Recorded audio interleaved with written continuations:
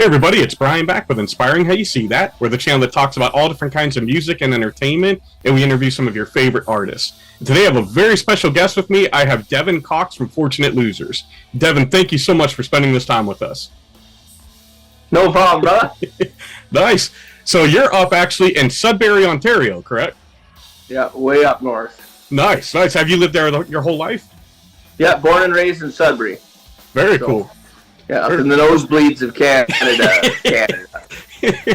I was going to say, I've been up to Ontario a bunch, but it's usually like Toronto or London, you know, down in the south part. So, how far is that for you? To get to Canada, right there by St. Catharines by Niagara Falls, is only about 2.5 hours.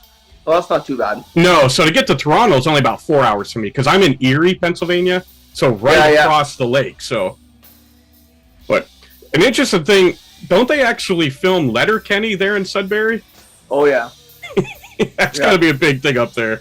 It's funny because, you know, a lot of people talk about Letterkenny and stuff, but, like being a Sudburyan and stuff, like, I got to be honest, I've never seen an episode of it. Oh, really? Yeah, I just see the memes and shit come through the social media platforms. I'm like, that's pretty funny. I'd like to check those guys out. I was going to ask you, like, is that how life is there? Yeah, they have a spin-off of Letterkenny now. Called Shoresy. It's like a hockey spoof, and one of our good friends is an actor in that as well. So no kidding, cool.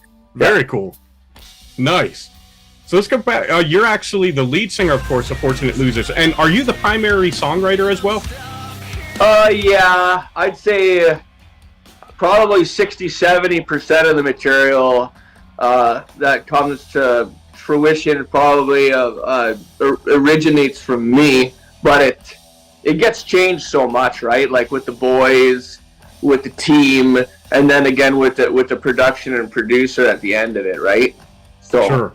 It's not. I guess it'd be unfair to say 60-70% because when it's all said and done and put through the washer machine, let's say, maybe 40-50%. Okay. You know. Now, I've always been interested because different bands have different writing processes. Do you usually start with the lyrical content, or do you start with the music first?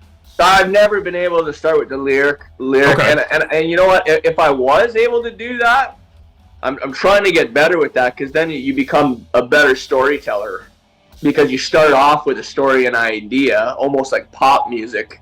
Sure. And you can base the music around that. I've never been able to do that. I've always picked up an acoustic guitar. Found some cool chords that I liked, and then just based my feeling and stuff like that around that. Okay. So it kind of gets you in the mood, and then the lyrics come from that? Yeah, like how the chords make me feel, you know. And, yeah, we're pretty melodic. Like I was told before this latest work, that we're like a melodic rock kind of feel. Moody, kind of gray weather kind of feel, but sure. The newer stuff's a little harder hitting. Okay. In the core, so nice. Now, how did you meet the other guys in the band, and then how did Fortunate Losers come to be? Okay, so yeah, funny story. So my first band was called Autumn Skies. We were playing locally, and we were doing pretty good for ourselves. And then the band couldn't keep our shit together, so we split up. But my bassist now, Brent, used to follow the band quite a bit. So as soon as the band kind of derailed, let's say, he already knew all the music and whatnot. So it was easy to start up another project with him, and we kind of f***ed around for a couple of years, and then we got some stuff together. And I presented the name at a practice one time, and I said, you know what? I was watching... what's that movie with Mark Wahlberg, the Rockstar, I think. Okay. And there's a song in that movie called "Losers Living Fortunate," I think, or maybe not the song name, but the song he's playing at the ending when he quits the band. I said that's a cool, little run-on word. Yeah. So then I just switched it around for Fortunate Losers, and that's what the kind of music business makes me feel like. It's great to be able to do this thing, but the music business can also be just a great place, you know. Come on, sit down, Miguel. Hey, how's it going, man? One of our main influencers here in Ontario. How's it going? I'm Brian. Good to meet you, man. Nice to meet you as well. Yeah, if you wouldn't mind saying your name and say what you do for the band, and appreciate it. Absolutely, man. So my name's Mike Lemaire. I've known the band for many, many years. Devon's been one of my closest friends since day one. I've been following his music when he was in the previous band many years ago, and been with these guys ever since, man. I'm one of their main roadies. I love the music that they do, the energy they put out, the shows they do, the fans, the following. It's been a pleasure, man, being along with these guys. And I also work for Devon at the roofing company as well. So okay. Yeah, I was going to ask you about that because I saw on the Facebook it looked like you had your own roofing company. So, yeah, how do you... Are there times where you're doing a show live and you're like, man, I got to get up early tomorrow? Oh, yeah. That's the reality that a lot of people don't realize is that you know yourself, like, making a living doing this, good luck. Yeah. You know, there's a small percentage of people that are lucky enough to do that. And you know what? We do it for fun, man. Like, honestly, like, we haven't made $1 as a band, you know what I mean? Like, our overhead's always like, so it's work, and save some money until we can afford things, and just like every other band, I guess. You mean you're not living in the mansions like everybody thinks? No. I'm lucky because our family owns a roofing corporation, and I'm lucky enough to slave for them. Lucky. You know? And that gives me the freedom to schedule what I want when I want. You know, as long as I put the hours in, the old man doesn't grill me too hard. So, sure, yeah, it's amazing the thought process that people have. They think, oh, you're in a band, you got songs, you got videos, you must be filthy stinking rich. I'm like, that's not how this works for the vast majority of people. No, it's the furthest from the truth. It's like if you're not loving this, don't get into it. Nice. Now, I gotta ask you, how did the logo with the shark come about?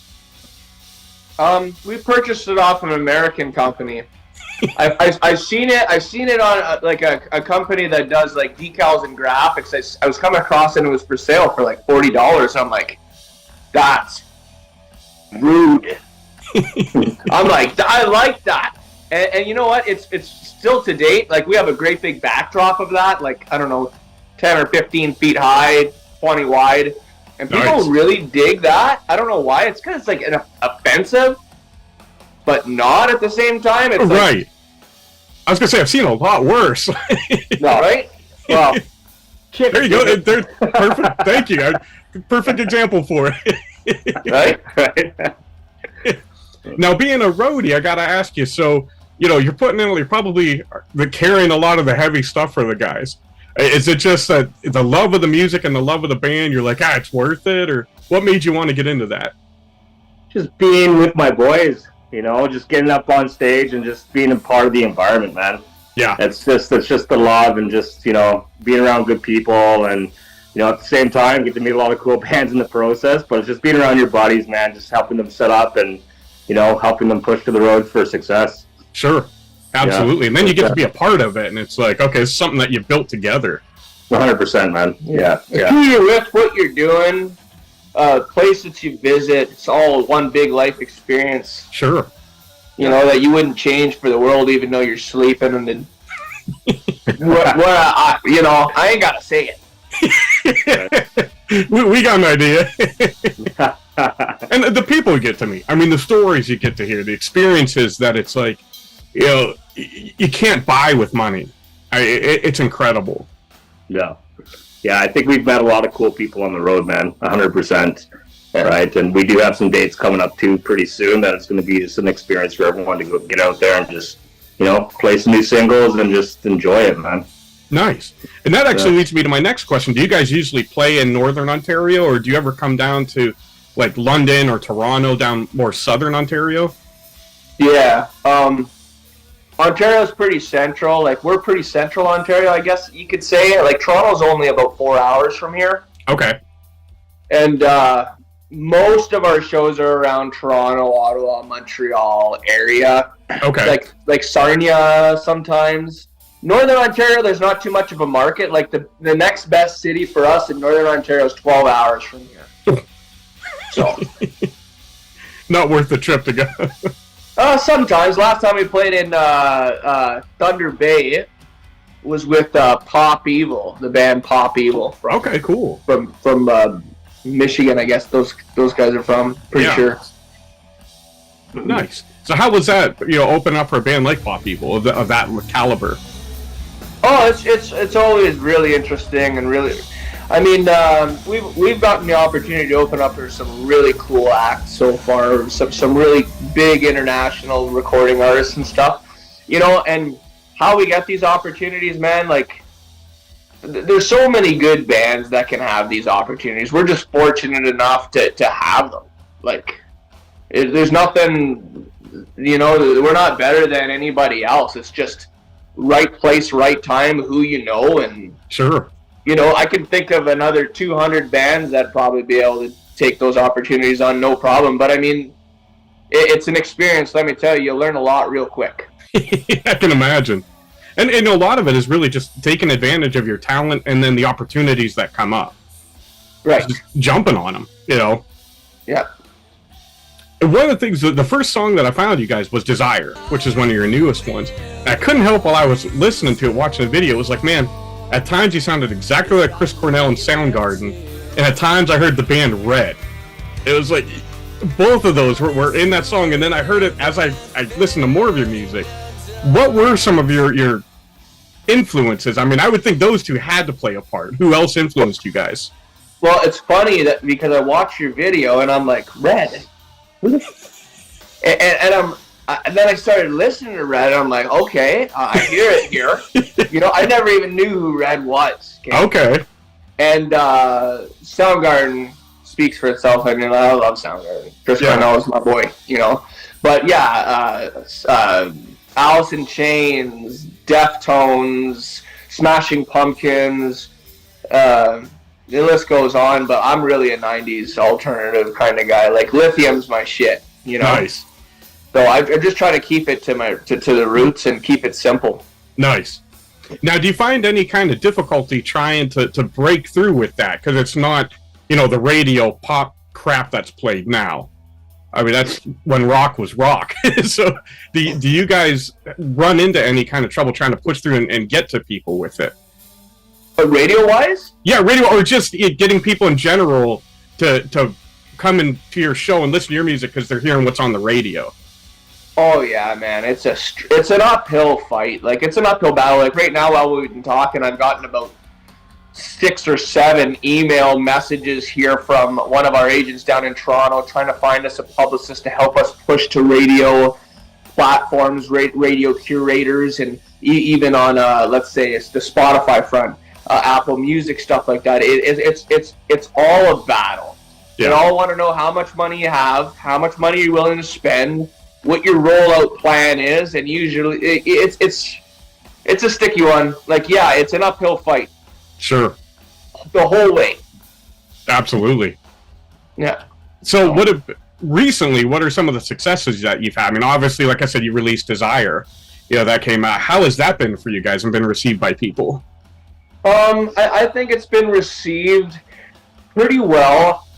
It all comes down to money, though. I mean, I wish we had more money to push, but we spent a lot of our money on the recording because we believe that the song quality needed to be there so that it resonates with people for a long period of time. Sure. And that left us no budget to push the stuff with. And the reality is, $50,000 to $100,000 isn't very much to push a record with. Right. And that's sad because I don't know too many people that have $50,000 to $100,000 right now. Just laying around. But that is the sad reality. Yeah. And a lot of people always comes down to how much money do you have? How much money are you willing to spend? It's not necessarily a time and who you know when it comes to that kind of stuff. It's like the music industry is still heavily fueled by dollars. Yeah. And a lot of people are on that train. And like right now, the band is researching, not researching, but putting a rollout plan together for a second single off the record, for example. We're trying to find a publicist right now that is going to work us in the U.S. market as well as Canada, And Nice. like the budget for that, like I'm trying to be realistic with them right now. And I told the boys, I said, the budget for this is going to be between 3,000 and 5,000 Canadian. That's what we have to pitch on the song. Now, a lot of bands might be like, holy shit, that's a lot of money. It really isn't when it comes to this stuff. It really isn't. Go quickly. That can go on one publicist, and they can only do so many things for you, right? And the reality is that that's why we try not to compare ourselves to bands that are a lot bigger than us, because those budgets for things like that are hundreds of thousands of dollars. They're not 5,000. They're 30,000. They're $40,000 budgets. Yeah. So, and that's the thing is, in indie artists like ourselves, like we broke ties with our label, I think, this year over this record. We don't have any financial backing at all. It's money that we go to work hard for, and save. Sure. Like straight up. Sure. Now, in that vein, being an indie artist, obviously, like you said, you don't have the financial backing, but do you feel that you have a lot more freedom now? I mean, you guys are in control of your music, not somebody telling you what to do. Yeah. I mean, I can have it either way. I mean, our songs get changed anyways to be more radio friendly, to be more commercial. Not too much, because then we would fall out of love with playing our music. But they do. Right. They do. Our producer in our last one was the drummer for Finger 11, Steve Malella. Okay. And he did a great job of the record. There's not one song on the record that is less of a song because he worked on it and changed it. They're all better songs. Sure. And you got to be open to, like, working with a producer of that caliber to do that, to better your music. Sure. Fuck, I forget your question now. I'm sorry. No, that was great. Thank you. I appreciate it. So, and maybe you're not in a position to release it yet, but if you can, what is the next single that you're planning on releasing? It's still up for discussion, but right now we're trying to push a single called Bigger Wings. Okay. It's a little lighter than Desire, but it's very, very powerful. The message is very powerful. And right now we're split between paying for a music video for that song or releasing that song as a song without the music video for now. That's the discussions right now that we're having. And obviously in and around that, the band's actively trying to find management, like a good management company, a good agent, American agency, and a good publicist to promote that. Sure. Yeah. Well, I'll show you in our small little way. We'll do everything we can to help promote you guys, especially down here in the U.S. So, right on. I know there's a lot of fans that would absolutely love your music, without a doubt. People I've been playing it for, I've been playing Desire, and even Big League, the song that you guys did for the Broncos. Yeah, that touched me when I saw that, and people have been loving it. Thanks, man. Absolutely. We appreciate every little bit of anyone that you can get into it. I mean, like, that's so huge for us because that's all we really have. Yeah. You know what I mean?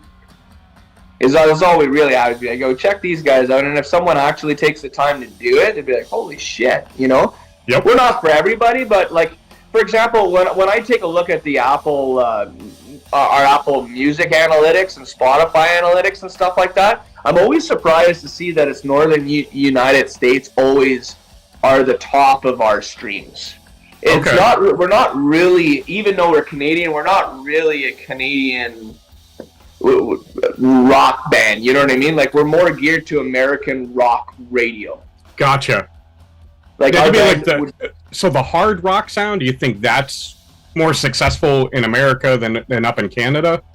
Oh yeah, especially right now. It's like more like folk pop, like the Arkells. You know who the Arkells are? Yep. It's more light sounding stuff like that right now. Like, it's really hard to get a good threshold, if you will, playing hard rock because it's not very big in Canada. I don't know why, but it's definitely not. That's interesting because I interviewed The Warning, and they're from Mexico. And they said similar things. They said they're much more popular and accepted in the U.S. than they are in Mexico because the hard rock that they play, they're like, people in Mexico don't listen to it. And so that's interesting to see that you're seeing the same kind of similar thing up in Canada. Yeah. I don't know if that's the industry pushing that way. They said rock is supposed to come back because, you know, this, that, and the other thing. That's fine. That's cool. I love that stuff. But the hard rock, like the shit I listen to, like Deftones and, you know, all those bands I mentioned already. Chevelle, I love nice. Chevelle. Those bands, for some reason, don't really, I don't know, people, I don't know what it is up here. They're meh about it. Yeah. It drives me fucking nuts. We'll change that. Right? We'll change it there in here. We'll get you guys going everywhere. Hard-hitting tones and, you know, like, exactly. That's what I said, man. You want to rock. You want to have fun, and but you also want to have that message like you guys have. And that's what I like, is that you're able to do both. You know, you get the hard hitting, but you got the lyrical content. And you're telling a story. It's not just like the bubblegum pop crap that is forgotten in 5 minutes. And I really appreciate that about your music. And that's what our producer tried to portray. He was just saying, listen, the more work and the more time that we put into the production of this thing is the longer lasting it's going to be for your listener. Because the deeper it is, the more stuff they realize is going on in the music, and you're like, holy, timeless. Yep. Instead of in 4 years from now, it'll be forgotten. Exactly. Now, and that's how you build fans. You know, people who want you as a band, not just like a song. Right. Awesome. So I got a question for both of you, and it might be similar, it might be different, but if you guys could choose, you know, 1 or 2 bands to do your dream tour with, who would that be? Shit, man. That's a heavy question.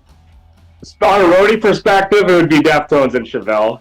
Okay. That's me personally, but I'm sure the lead singer and frontman has a different opinion on that one. I don't know. Those are pretty good.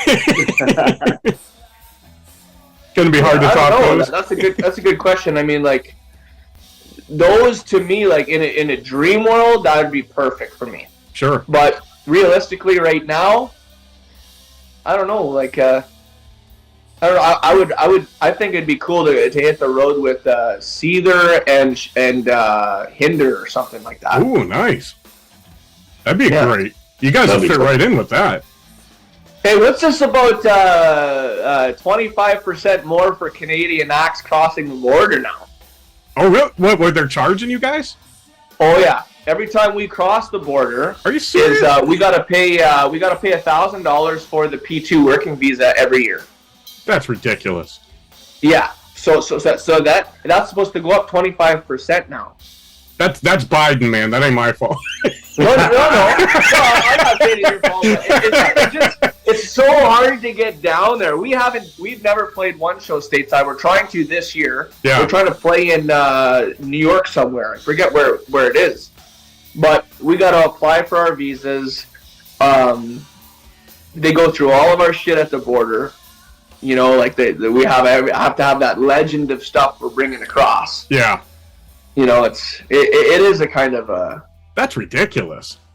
You'd think Canada and the States would have a little bit easier of a... Yeah, I mean, wow. Well, I've noticed, like, when I've come up, when I go into Canada, it's no issue. They're like, they ask you a couple questions, you're like, okay, cool. When I come back, the line is 10 times longer. And it's like, I mean, I get it to a degree, like, you want to be safe, but at the same token, I'm like, well, how come I went that way far? And I've got to wait forever to come back. Yeah. Wow. They're probably thinking we're bringing your guys' better beer back. That's what they're afraid of. Oh, yeah. It could be that. What do you mean our beer is better? Oh, it's better. I'll admit it. Your beer is better. That's funny. It's usually vice versa. Oh, man. Yours is definitely better, I got to say. We'll bring you some when we come visit. Perfect. Appreciate that. Where are you located, Brian? Sorry? Erie, Pennsylvania. So I'm like literally right across from Lake Erie from probably, what would that be? Maybe kind of in between St. Catharines and London. And then right across the lake.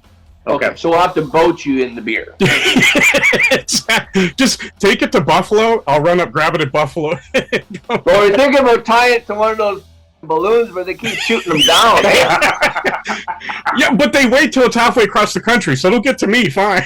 Yeah, right? So what do you guys have planned next? You have some shows coming up soon, or? Yeah, we have a show coming up. This 2 shows back to back.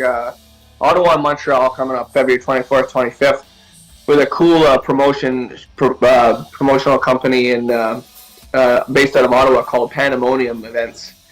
And they've been putting on some really hard rock shows and stuff like that we've been interested in, and they were nice enough to have us part of a couple of bills. And we like the back-to-back stuff when we're traveling. I mean, doing one-offs, they're taxing. Sure. Financially, right? Well, it's got to be rewarding getting in front of people, and I can imagine, the past couple of years when we all had that COVID crap to deal with, that had to be frustrating.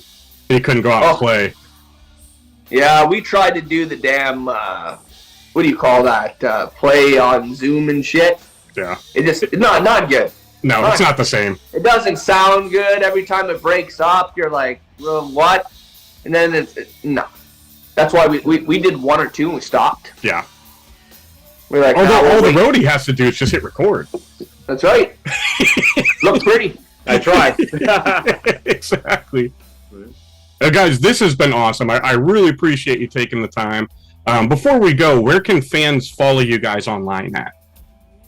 We have fortunateloser.com. Spotify is cool. Apple Music, YouTube, Instagram, Facebook. I'm not in charge of any of those, but I do check them out every once in a while, and it's cool to see so many people engaging in what we're doing and stuff like that. I mean, it's nice to know that we're helping people any way we can, and people are listening, and that's what it's all about. Absolutely. Well, hopefully I can get up there soon and see you guys play live. That'd be awesome, and maybe sneak onto the set of Letterkenny while I'm up there in Sudbury. Well, sure. I know some people. There you go. We Perfect. get down there, Brian. Nice. Again, guys, thank you so much. Really appreciate it. This was a blast talking with y'all. And as always, we want to thank you guys for spending this time with us. Make sure you check them out. We're going to put the links down below, telling you you're going to love their music. Check them out. Show them some love. Make sure you subscribe to their channel, follow them, share it, get it out there, because people are going to absolutely fall in love with it. As always, thank you for spending this time with us. We love you all. God bless, and rock on. Cheers. Right on, man.